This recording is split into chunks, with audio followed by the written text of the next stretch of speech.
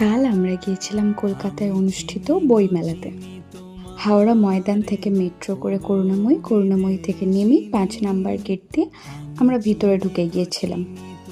ও বাবা, মেলায় ঢুকে যা ভিড় দেখছি, দেখে মনে হলো অষ্টমীর দিন চেতলায় দুর্গা ঠাকুর দেখতে এসেছি।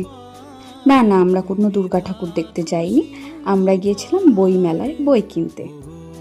ভিড় দেখে মনে হলো আজ হয়তো আমাদের আর বই কেনা হবে না, আর সেটাই সত্যি হলো।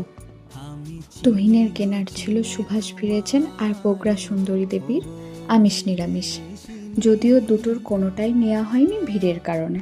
অবশেষে বই কলম থেকে আমি নিলাম টিকটিকির চোখ।